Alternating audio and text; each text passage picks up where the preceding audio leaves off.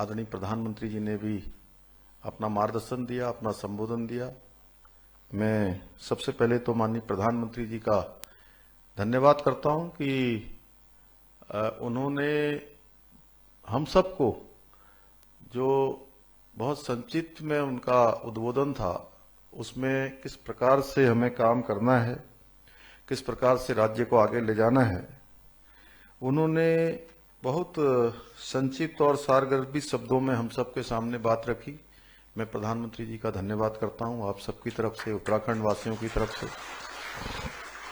अभी आपने जिनको सुना, हमारे शिक्षा मंत्री आदरणीय डॉक्टर धन सिंह रावत जी, मंच पर उपस्थित अपर मुख्य सचिव राधा रतूड़ी जी, हमारे शिक्षा विभाग के महानिदेशक श्री बंशीधर तिवारी जी, सीमा जौनसारी जी, सभी आए हुए अतिथिगण और जिनके निमित्त आज ये शानदार कार्यक्रम यहाँ पर आयोजित किया गया है, ऐसे हमारे नवनियुक्त सभी शिक्षक भाइयों एवं बहनों, मैं आज के इस अवसर पर सबसे पहले तो आप सभी को बहुत बधाई देता हूँ, बहुत शुभकामनाएं देता हूँ। और यहाँ ये मुख्य सेवक सदन में आप सबके पधारने पर आप सबका अपनी तरफ से हार्दिक स्वागत एवं अभिनंदन भी करता हूँ।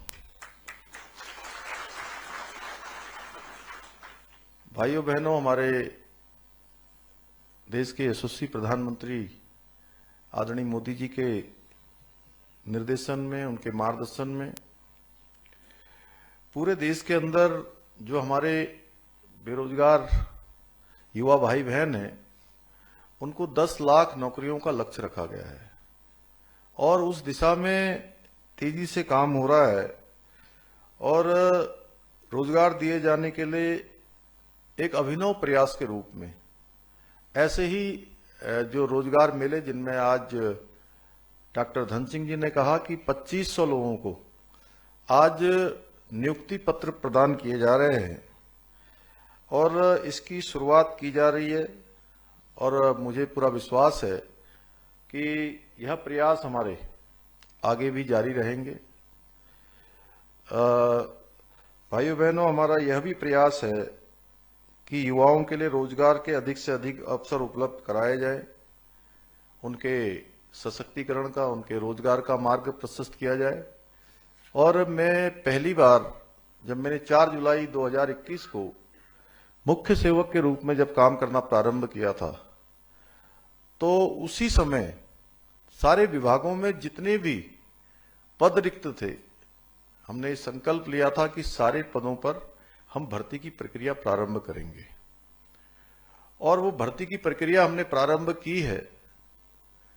पिछले आप 2021-22 के आप टोटल अध्याचनों को निकालेंगे तो आपको स्वयं समझ में आ जाएगा कि इस पर बहुत तेजी से काम हुआ है।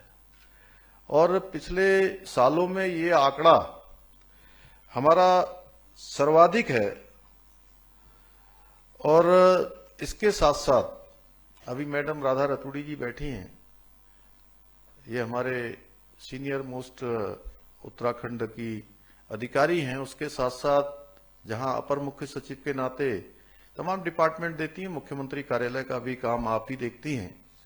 तो आपसे भी मैंने कहा है कि हर 15 दिन में जितने भी हमारे सरकारी विभाग हैं जिनमें नियुक्तियां होनी है, जिनके अध्याचन निकलने हैं, उन सभी को आपके स्तर से लगातार उसकी समीक्षा होती है। मुझे पूरा विश्वास है कि हमारे द्वारा जो सुचिता के साथ सरकारी विभागों में जितने खाली पद पड़े हुए हैं, उन सभी को तेजी से भरने का हमने अभियान चलाया है। और इतना ही नहीं, आपने देखा होगा आप लोगों का रिजल्ट निकलने में भी देर हो गई, ये नियुक्ति प्रक्रिया में भी देर हो गई। उसके पीछे कारण आप सब जानते हैं। अभी ठोक कर, बजा कर, ऊपर करके, नीचे करके, तोल कर, मोल कर, कहीं कोई गड़बड़ी तो नहीं है। उसके बाद ही रिजल्ट निकाले गए। क्योंकि पिछले दिनों जिन भर्तियों में अनियमितताएं पाई गई, उन सभी पर हमारी सरकार पूरी ईमानदारी के साथ कार्य कर रही है और उसका नतीजा आप सबके सामने है। आज जो नकल माफिया हैं और उन्हें समर्थन और आगे बढ़ाने वाले लोग हैं, वो लोग बहुत परेशान हैं, क्योंकि अब वो दिन उनके सामने आ गए हैं और उनको दिन में ही जेल जाने के सपने दिखाई दे रहे हैं। इसमें जब हमने निर्णय लिया था भाइयों बहनों, हमें पता था कि इस प्रकार की परेशानी आएगी, कठिनाई आएगी, क्योंकि यह कोई सामान्य रास्ता नहीं था। लेकिन इसके अलावा कोई रास्ता भी नहीं था कि उत्तराखंड राज्य को सही दिशा में ले जाया जाए।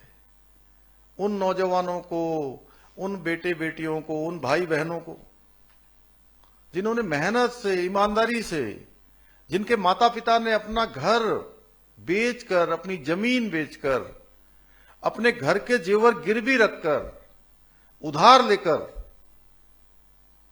अपने बच्चों को पढ़ाया है, लिखाया है, अपना न खाकर उन बच्चों के लिए उनकी फीस का इंतजाम किया है, उनके पढ़ने का इंतजाम किया है, उनके रहने का इंतजाम किया है, उनके आने जाने का इंतजाम किया है। उनके पास और उनके माता पिता के पास इस शिक्षा के अलावा कौन सी पूंजी है, कौन सा धन है जिससे वो आगे बढ़ सकते हैं। उनका एकमात्र रास्ता शिक्षा है और वह भी बंद हो जाएगा तो उनके पास क्या बचेगा भाइयों बहनों। इसलिए हमने तय किया कि रास्ता चाहे कितना भी कठिन हो, कितनी भी इसमें कठिनाई आए, कितनी भी परेशानी आए, कितना भी विरोध का सामना करना पड़े, लेकिन अब इस रास्ते पर हम आगे चलेंगे और संकल्प लेकर आगे बढ़ेंगे, क्योंकि निकट भविष्य में कभी भी कोई परीक्षा नकल करके नहीं होनी चाहिए। सारी परीक्षाएं पारदर्शिता के आधार पर होनी चाहिए। पेपर आउट नहीं होना चाहिए, पर्चा आउट नहीं होना चाहिए। इसलिए भाइयों बहनों, हम नकल का कानून लेकर आए और ये कानून आज भारतवर्ष का सबसे कठोर कानून है, जिसमें उम्र कैद तक की सजा का प्रावधान किया गया है, सारी संपत्ति जब्त करने का प्रावधान किया गया है। जो परीक्षा में भाग लेने वाला है, अगर वो उसमें लिप्त पाया जाता है तो अगले 10 वर्षों तक वो किसी परीक्षा में भाग नहीं ले पाएगा। भाइयों बहनों, कुछ राजनीतिक कारणों से बहुत सारे लोग, क्योंकि मैं आज आपसे ये बात इसलिए कह रहा हूं कि आप सब लोग अब जिन क्षेत्रों में जाने वाले हैं, आपने सबको दिशा देने का काम करना है। आपने राज्य और प्रदेश के भविष्यों का निर्माण करने की जिम्मेदारी आपके हाथों पर है, आपके कंधों पर है। इसलिए हमें अपनी युवा शक्ति को, हमारे नौनिहालों को, हमारे कर्णधारों को सही दिशा में ले जाकर समाज को भी उस दिशा में आगे बढ़ाने की जिम्मेदारी हम सबकी है।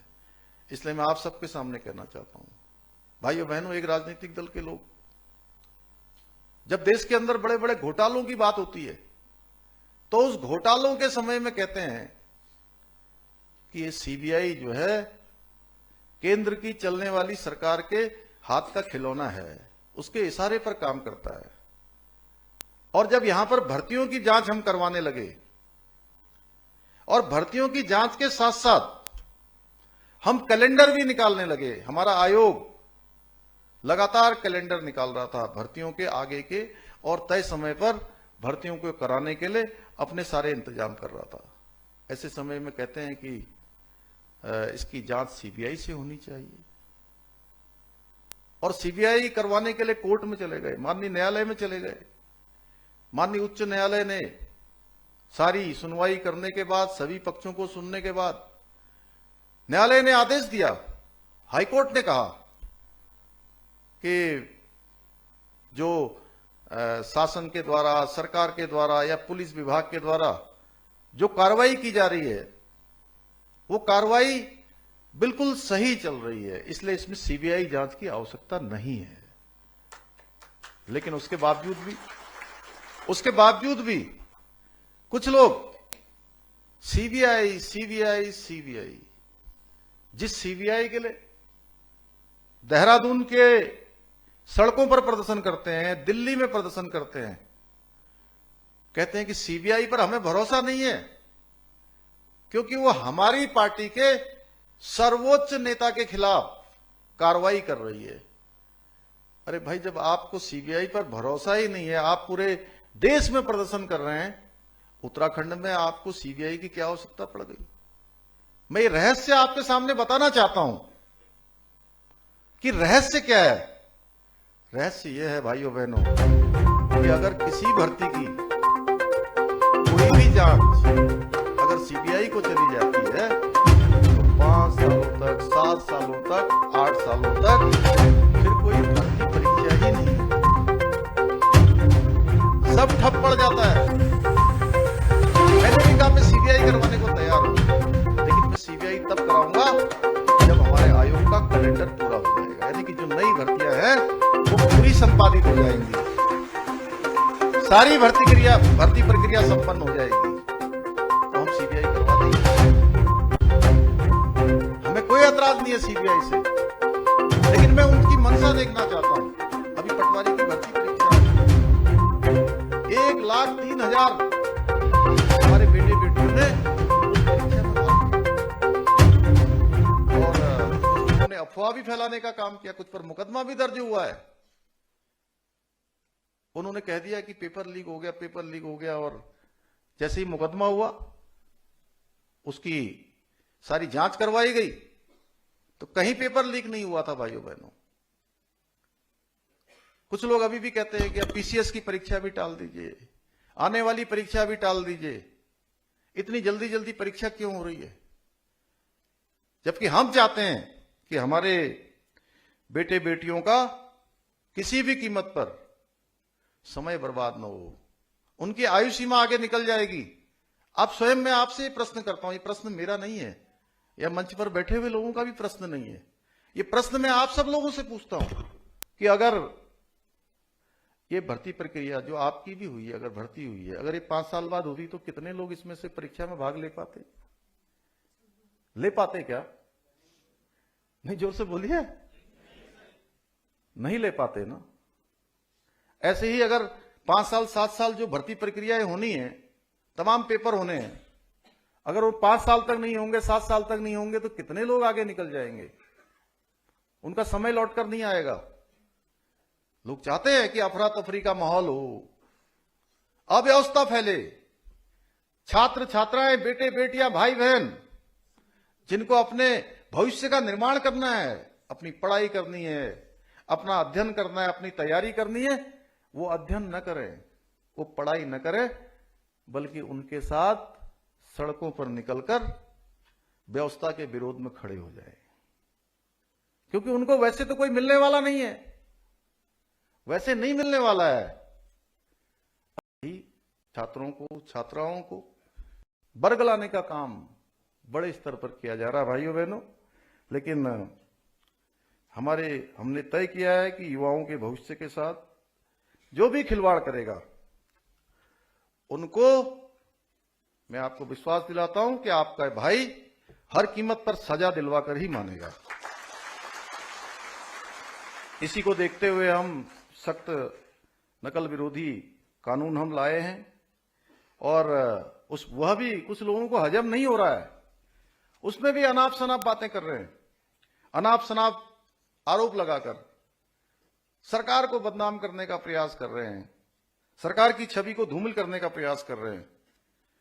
मैं किसी पर यह आरोप भी नहीं लगा रहा हूं, बस इतना ही कहना चाहता हूं, जिनको नौकरी और रोजगार के बीच में फर्क नहीं पता है, नौकरी और रोजगार के बीच में फर्क नहीं पता है, वो हमको उपदेश देने का काम कर रहे हैं। ये हम सबको समझना है। आप सब समाज को बनाने के लिए निकले हैं, आपको भगवान ने बहुत बड़ा अवसर दिया है, तो ईमानदारी से, परिश्रम से, मेहनत से आपका ये जीवन सफल हो, सार्थक हो। मैं आज के इस अवसर पर आपको बहुत शुभकामनाएं भी देता हूं और यह भी कहना चाहता हूं कि राज्य में रोज नए नए हथकंडे अपनाकर, नई नई बातें कर नए नए नैरेटिव जो सेट करने का प्रयास कर रहे हैं, आधी अधूरी चीजों को लेकर हमारे युवाओं को, नौजवानों को, छात्र छात्राओं को, भाई बहनों को एक तरह से मैं कहूं भटकाने की कोशिश की जा रही है। लेकिन मुझे पूरा भरोसा है, जिस प्रकार से 1,03,000 हमारे भाई बहनों ने इस परीक्षा में, पटवारी और लेखपाल की परीक्षा में भाग लिया है, वो किसी कीमत पर भटकने वाले नहीं है। हमारे युवा बहुत समझदार हैं, सब जानते हैं।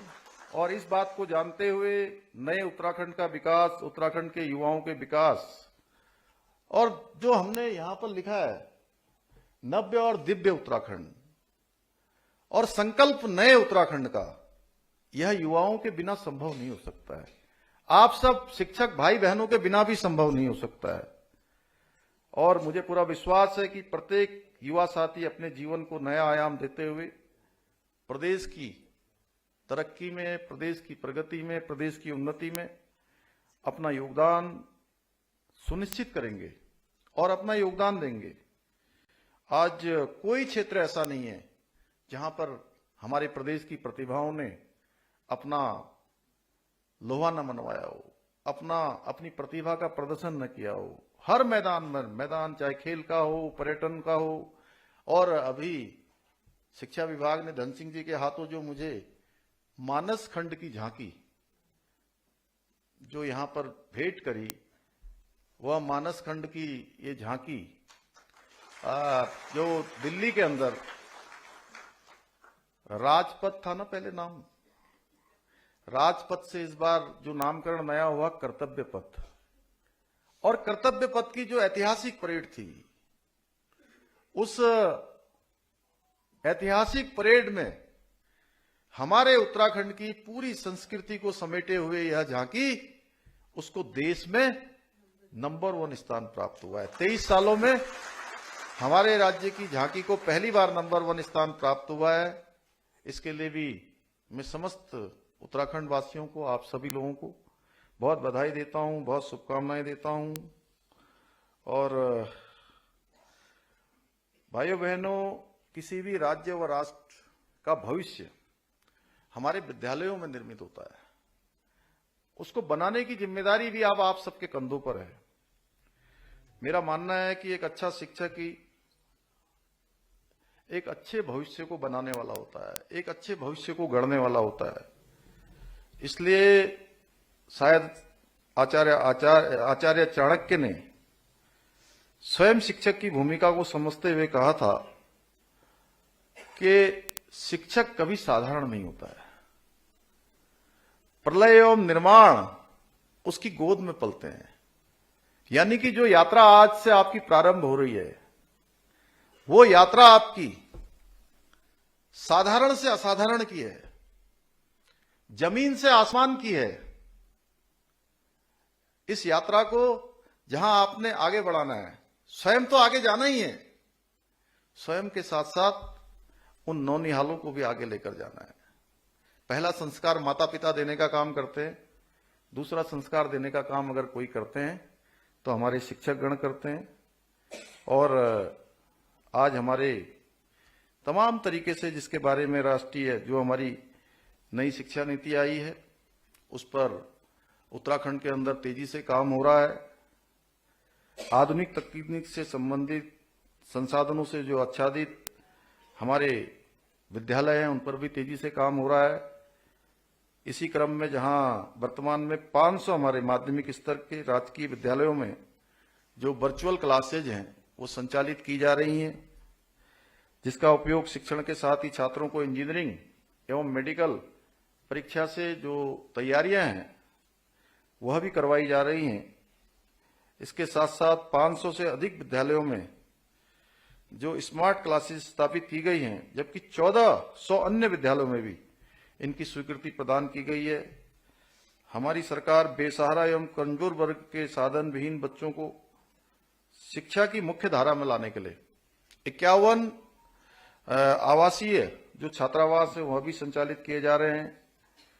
राजकीय विद्यालयों में रोजगार परक शिक्षा मिल सके, इसके लिए विद्यालयी शिक्षा से कोई भी छात्र वंचित न हो, इसके लिए 200 विद्यालयों में 8 विभिन्न ट्रेडों के अंतर्गत व्यावसायिक जो पाठ्यक्रम है वह भी संचालित किए जा रहे हैं, जबकि 200 अन्य विद्यालयों में भी इसकी स्वीकृति प्रदान की गई है। विद्यालयों में प्रत्येक छात्र अपनी प्रतिभा का सर्वश्रेष्ठ प्रयोग कर सके, इसके लिए सेतु पाठ्यक्रम भी आयोजित किए जा रहे हैं तथा छात्रों एवं छात्राओं के लिए परामर्श एवं मार्गदर्शन कार्यक्रमों की शुरुआत की गई है। भाइयों बहनों,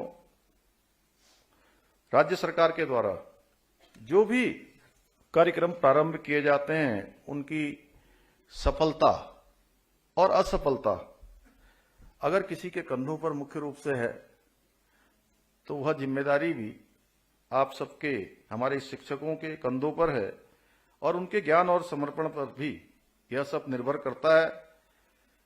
आप सभी में मैं जानता हूं, क्योंकि आप सब लोगों का शानदार चयन हुआ है, आपकी प्रतिभा के आधार पर हुआ है, आपकी योग्यता के आधार पर हुआ है और ज्ञान की आप में कोई कमी नहीं है। जरूरत है तो बस केवल एक बात की है कि संपूर्ण भाव से, पूरे मनोयोग से, समर्पित भाव से कार्य करने की है। आज जो भी शिक्षक एवं आगे की नियुक्ति पाने वाले, आप सबसे मेरी अपेक्षा है कि राज्य एवं राष्ट्र के निर्माण में आप अपनी भागीदारी सुनिश्चित करें, उसमें पूरा प्रयास करें। मेरा मानना है कि इस काम के लिए विद्यालय से अच्छा कोई दूसरा प्लेटफॉर्म नहीं हो सकता। आज की यह नियुक्ति पत्र आपको नई ऊर्जा, उत्साह एवं प्रेरणा प्रदान करने के साथ साथ अपने लक्ष्यों को प्राप्त करने में भी सहायता प्रदान करेगा। और हम लोग, जैसा धन सिंह जी ने कहा कि मेधावी छात्रों के लिए जो छात्रवृत्ति की जो हम योजना लेकर आए हैं, मैंने पिछले दिनों मुख्य सचिव जी से कहा था कि शासकीय विद्यालयों में पढ़ने वाले छात्रों के लिए एक बड़ी छात्रवृत्ति योजना प्रारंभ की जाए। यह छात्रवृत्ति कक्षा 6 से 12 तक के मेधावी बच्चों को परीक्षा में प्राप्तांक के आधार पर प्रदान की जाएगी। अधिकारी इसका प्रस्ताव बना लेंगे और अनुमोदन के लिए प्रस्तुत करेंगे। हमारे धन सिंह जी इसको पूरी तरह से देख ही रहे हैं। इससे बच्चे पढ़ेंगे और विद्यालयों में जाने के लिए भी उनके अंदर जो प्रेरणा है अधिक मिलेगी। और इसके पहले चरण में हम लोग 1500 विद्यालयों को मॉडल क्लस्टर के रूप में भी स्थापित करेंगे। बाकी विद्यालय भी धीरे धीरे हमारे ठीक होंगे। इस बजट में जो हमारा अभी सामान्य बजट आने वाला है, इस बजट में हम इसकी व्यवस्था करेंगे। मॉडल क्लस्टर विद्यालयों में लैब, लाइब्रेरी, खेल के मैदान आदि सारी सुविधाएं उस पर होंगी, उपलब्ध कराएंगे। इस अवसर पर मैं 2 घोषणाएं भी आज यहां पर आप सबके समक्ष करना चाहता हूं कि मुख्यमंत्री उत्थान योजना, जिसके अंतर्गत राज्य में छात्रों को IAS, IPS, PCS, PPS, NDA, CDS, medical एवं इंजीनियरिंग जैसी प्रतियोगी परीक्षा की तैयारियों के लिए मुख्यमंत्री योजना, उत्थान योजना प्रारंभ की जाएगी। इस योजना के अंतर्गत ऐसे सभी छात्र एवं छात्राएं जो अपनी आर्थिक स्थिति के कारण इन परीक्षाओं की कोचिंग नहीं कर पाते हैं, को निःशुल्क कोचिंग सुविधा प्रदान की जाएगी तथा छात्रों को ऑनलाइन स्टडी मटेरियल, ऑफलाइन कक्षाएं, परीक्षा से संबंधित पाठ्यक्रम, प्रश्न बैंक आदि सभी प्रकार की जो सुविधाएं हैं वो उपलब्ध कराई जाएंगी। दूसरी योजना होगी ज्ञानकोश योजना के अंतर्गत राज्य सरकार द्वारा विभागीय छात्रावास, आश्रम पद्धति विद्यालयों और विभागीय प्रतिष्ठानों का उपयोग करते हुए प्रत्येक जिले में समृद्ध पुस्तकालय स्थापित किए जाएंगे और इन पुस्तकालयों का उपयोग प्रतियोगी परीक्षाओं की तैयारी करने वाले युवा छात्र, हमारे शिक्षक एवं समुदाय के सदस्य कर सकेंगे। पुस्तकालयों में योग्य अनुभवी एवं प्रोफेशन व्याख्यादाताओं को सूचीबद्ध करते हुए उनके लिए संपर्क केंद्र भी स्थापित किया जाएगा, जो प्रतियोगी परीक्षाओं से संबंधित जितनी भी उनके विषय से संबंधित समस्याएं होंगी उनके समाधान के लिए काम करेंगे और पुस्तकालयों का पूर्ण तरीके से उपयोग हो सके इसके लिए विशेषज्ञों को सूचीबद्ध किए जाने, पुस्तकों की व्यवस्था, इंफ्रास्ट्रक्चर आदि की समीक्षा भी उस विषय के विशेषज्ञ समिति के द्वारा किया जाएगा। अंत में मैं आप सभी को उज्जवल भविष्य की कामना करते हुए और माननीय प्रधानमंत्री जी का हम सबके बीच में आकर हमारा मार्गदर्शन करने के लिए, अपना समय प्रदान करने के लिए, और हम सभी जानते हैं कि उत्तराखंड की धरती से माननीय प्रधानमंत्री जी का विशेष लगाव है, यहाँ के जन से, यहाँ के लोगों से, यहाँ की धरा से। तो शॉर्ट नोटिस में भी जैसे ही प्रधानमंत्री जी को 2 दिन पहले हम लोगों ने सूचना दी कि हम रोजगार मेला आयोजित कर रहे हैं, इतने हमारे शिक्षक उस दिन नियुक्ति पत्र देने का एक कार्यक्रम है, उस कार्यक्रम में आपको मार्गदर्शन देना है। उन्होंने शॉर्ट नोटिस में हम सबको समय प्रदान किया, अपना मार्गदर्शन दिया। मैं उनका भी धन्यवाद देता हूं और आप सबके उज्जवल भविष्य की कामना करते हुए अपनी वाणी को विराम देता हूं। जय हिंद, जय भारत।